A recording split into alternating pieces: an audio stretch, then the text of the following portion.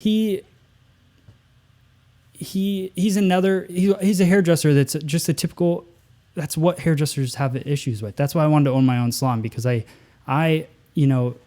it's hard. It's hard in this industry to find the passion and to keep being inspired. I know a lot of people, we just get comfortable in what we're doing, and finding outlets like what we've created, I think, is important, right. And it keeps the inspiration coming. So what do you guys think about that?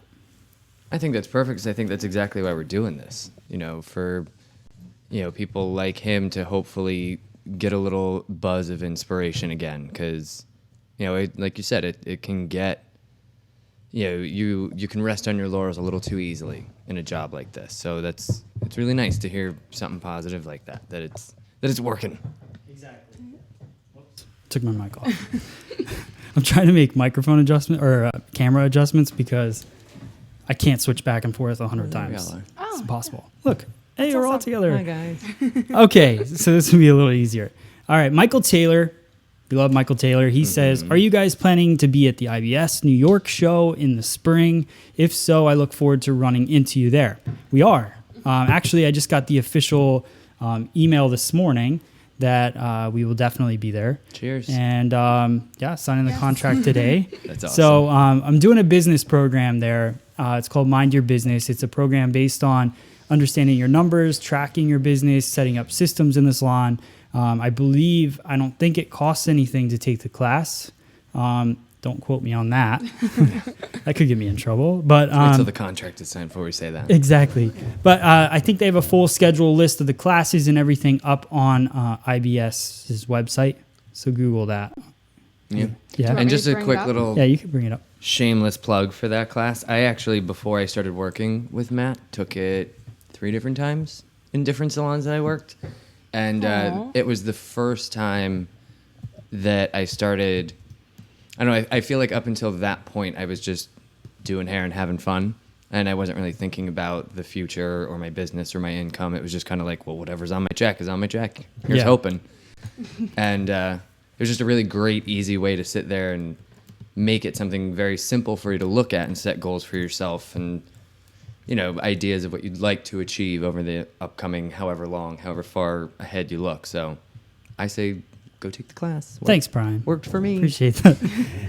It's one of those things where stylists, whether you're a salon owner or a stylist, you're either a stylist who is just, very artistic and doesn't think about the numbers so much, or you're a salon owner that probably didn't like your salon owner previously, quit, opened your own, but have no background in what you're trying to do. So I do want to start creating videos based on this as well. I was thinking about that, and sometimes things get away from you, but I really want to create videos. Somebody, that's really leads us into the next question. Somebody was talking about, that's in the business tips. That's not. Yeah. No. I was going to say it is on the IBS website. What's the IBS website? The IBS website is ibsnewyork.com. Okay. And you can go on there and you can see the full class schedule for. Does it say a time or anything? 3 days. Yes, it does actually. So it's for on Sunday at from 2 to 3:30. 2 to 3:30 on Sunday. And it's in room 1E17. Ooh. That's fun. Write that down. Yeah, write that down. And then is there any other days? I felt like it was a couple times. This is a very big website of things to sift through. Okay, well, you let me know. Yeah, okay. I found this one. Okay, good. All right, well, at least we know it's on Sunday at 2 something, right? Okay, yeah. We're good.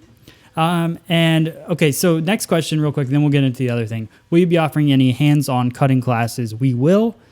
We actually have a full list of classes coming up at Salon Centric in Union. I had a lady email us the other day. She said she would fly from Texas. She just wants to know our schedule. So pretty exciting. But let's let her know it's really cold here now. Before you commit to that, let's wait until it's not 19 degrees. So definitely we will get that schedule up. It'll be on freesaloneducation.com, so you'll be able to check it out. Let's move into business tips. The one business tip I wanted to talk about today was the question came from Kevin on Think, which is a pretty cool name. Thank you for sharing free salon education. So cool, great videos. Any suggestions /videos on opening your own salon? Thank you. just helping her out. I have too many things going on. Yeah. I'm her assistant. See, there you go. That's how it works. Sweet. Thanks, Brian. Okay, so any suggestions on opening your own salon? So first off, when you decide to open a salon, it's one of those things where, like I said, I think prior to it, take as many classes as you can, learn from as many people as you can, because it's not something you just jump into. And I kind of learned that the hard way, I guess, because I didn't plan on buying a salon. It just kind of happened. Actually, the guy who used to own this salon, Sam Burns, is coming here on Friday. But he moved to California. He worked in California for a year while I was running the salon, and which I was thankful for that, because I got to screw up and it was still under his thing. But then I kind of found out he wasn't coming back, and I wanted to make sure that the salon was still here, and so we ended up buying it. But it was more, I think the hardest thing about owning a salon is, first off, you got to get the funds for it. So you got to figure out that outlet and how you can do it. And my recommendation would be to get more than you need, because you're going to need more than you think. That's good. So, and that was, that's one thing that if I could have changed it, I would have, because basically I took out the amount of money that I needed just to make it look cool, and then prayed that people filled it with, the money came after that. And it takes a while. It takes a long time to build, especially if, you take over a salon that didn't have a great reputation, whatever. So it just depends on, the situation, but just make sure from a financial standpoint, you're ready for it.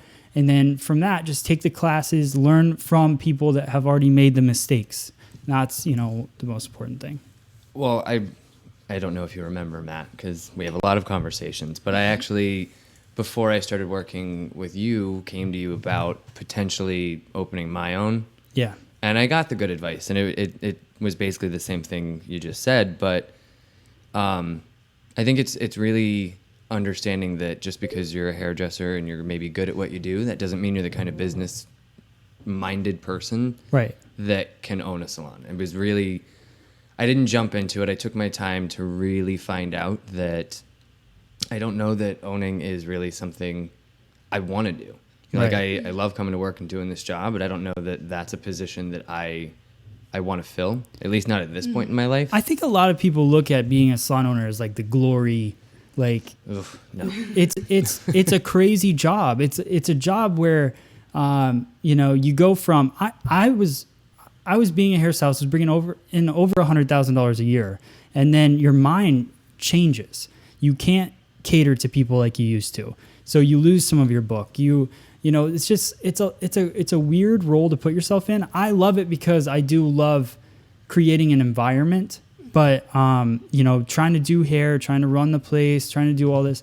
And that's what I said to you. You're a very talented hairstylist, but talented hair, you got to want more than just being a talented hairstylist, because that's where, and I'm not saying, I think you would be great at controlling a team and all of that. So it's just one of those things where it's just the right time, the right place. And I like that Brian is here because he is a successful stylist, and I do look at him as a leader type person. But I think it's just, I don't know what I'm looking for. Well, I think just one little side note off of that, and you just said time and place.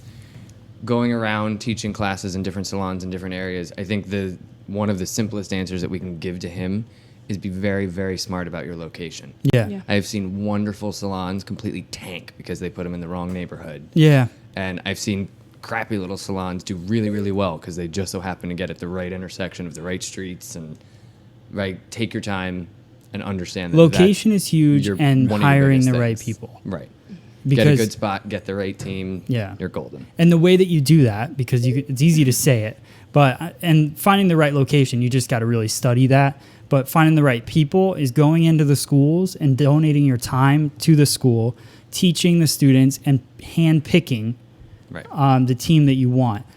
Everyone that works here, I've seen them other places. The first time I saw them was not in this building, and that's, I think important. It was, you study them from afar, you find the person that you're looking for, and then, you grab them up when you get the chance. And then you got a great team. Oh, thanks, Matt. Oh, thanks. So hopefully that helps you out. And if you have any questions, Kevin, please, make sure you can send us messages anytime. That's what we're here for. I wanted to shoot out a little blast from the past because I ran across this last night.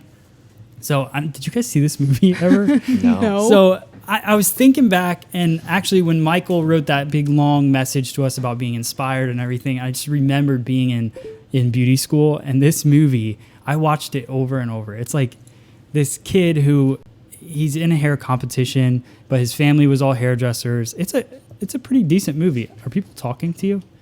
I can hear them bleeping through. Sorry about that. No, I missed that one. I might have to go back and see that. Yeah, you should. And then there was another one. Oh, The Big Tease. I don't know if you ever saw that. I have that movie. You have that, right? I love okay. it. I think I still have a copy of that one. But The Big Tease, that was funny. So I just think for students watching this, it's one of those things where, definitely check out those movies because they're hilarious. And, it's all about hairdressing. So pretty cool that you don't really get too many movies. I remember I was on stage for Paul Mitchell, and I walked off, and this lady was like, I need you to watch this movie. It was in Jersey. And she's like, I was in this movie. And she hands me this DVD, and it's called Split Ends. Did you see that movie? No. I haven't either yet. I still have it. I just saw it last night, which was another thing that reminded me of this. But yeah, so there's a lot of movies about hairdressers out there, so check them out. Okay. Another thing, industry news. I just saw the B magazine. Have you guys heard of this magazine? It's a beauty industry, like basically Us Weekly in a way. Yeah. Yeah? Yeah. You heard of it? So they came out with the Hot 100 platform artists. So I wanted to just kind of give a shout out to the top 3. Philip Wilson. Obviously, seen him everywhere. Yeah. And then Nicholas French, of course, and then Robert Cromeans, of course. And then look at that, Angus Mitchell and Martino. So Nice. yeah, Martino Cartier, Angus Mitchell, Robert Cromeans, good list of guys. Yeah. Yeah. So, I think they got that right. And then the other thing was indie salon brands. I thought this was kind of cool. The top 100 of those, Orbe, Of course. yeah, and then Ecru, Yeah. which is from Di Pasquale. I've been using them in my shower. I don't know if they're number 2 in my mind, but Fair enough. I didn't write the magazine. So Moroccan Oil, cool company. Keratin Complex is on 6th. Really? The rest of them, I'm not really sure. Yeah, see, that's what I'm saying. Like Keratin Complex, I would think would be a little bit higher. And then top 100 salons in America. I just want to give a shout out to my friend Tom Harris because Nice. his salon that he manages, Panico Salon in Ridgewood, New Jersey, got number 4. So I sent him a text and congratulations on that. That's pretty cool. Yeah, that is awesome. And that was like hundreds of great salons. Yeah. I think Arojo was like 20th or something, Wow. So Panico, it was cool to see them there. Robert Cromeans, I think, was 11th or something. Oh, wow. That's All pretty right. cool. Don't quote me on those numbers. I only wrote down Panico because I love Tom. Okay, let's see. Let's get into our trending tresses for the week. Awesome. Let's talk about that. First off, we have... Sorry. Did you just Katie blank? Holmes. I did just blank totally and completely. So Katie Holmes is following suit and chopping off 3 to 4 inches off of her hair and going into that shoulder length haircut. She also richened up her color and made it a little bit deeper and darker, which I think just looks awesome. Like her hair looks shiny and healthy, and whereas like the before picture, it kind of looks dry. Yeah. Yeah, Sure, you it's can good. you can really tell the difference when somebody chops their hair. Yeah. But I think it's really interesting to see like how many celebrities are chopping off the longer hair and going either super short or going into the bob length or more of the shoulder.